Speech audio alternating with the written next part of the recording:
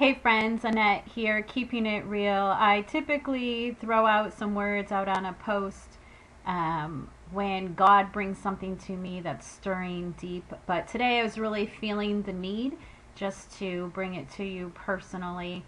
Maybe because I have so much emotion that is stirring on the inside of me.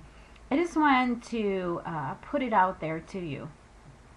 We all have stuff that we're going through. We all have bad days. We all have crap that we're walking through that we're not proud of, things we've done that we don't want other people to know about, places we have stepped or things that we have said that we can't take back. But I want to let you know that God created people for relationship. You take away everything else on planet Earth, and relationships are the one thing that we all long for.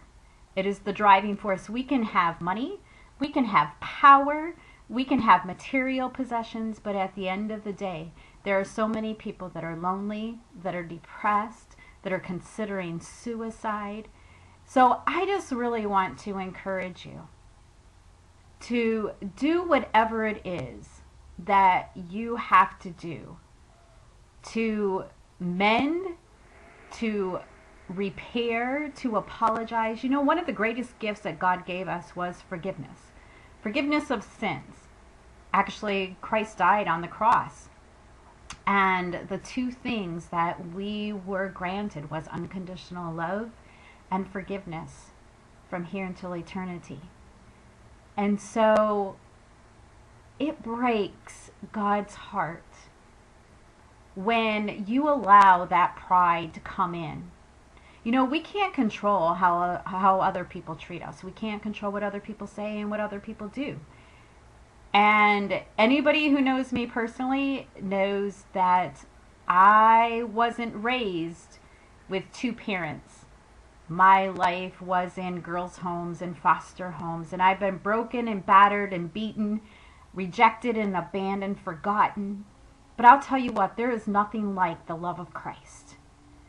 And He hurts when you walk in such pride and arrogance that you can't even have a simple relationship. You can't even step into that place to be able to pick up the phone or to have a simple conversation with someone to say, hey, I was wrong. Forgive me. You know, that's great pride there. And God's word says, pride goes before the fall.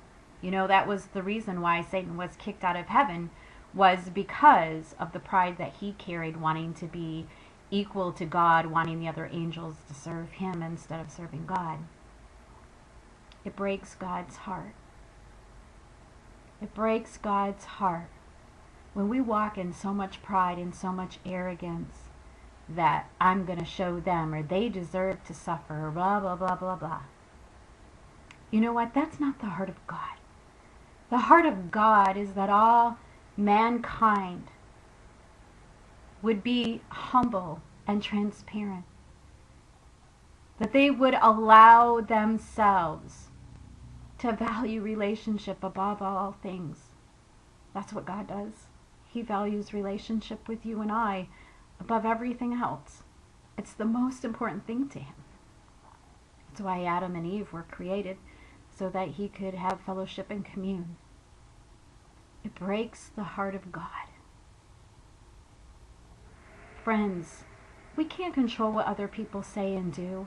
And I'm here to tell you that there are going to be people that no matter what is said, no matter what is done, nothing about them is going to change. But make sure that your heart is pure and your heart is right before God. What they choose to do with it, that's their deal.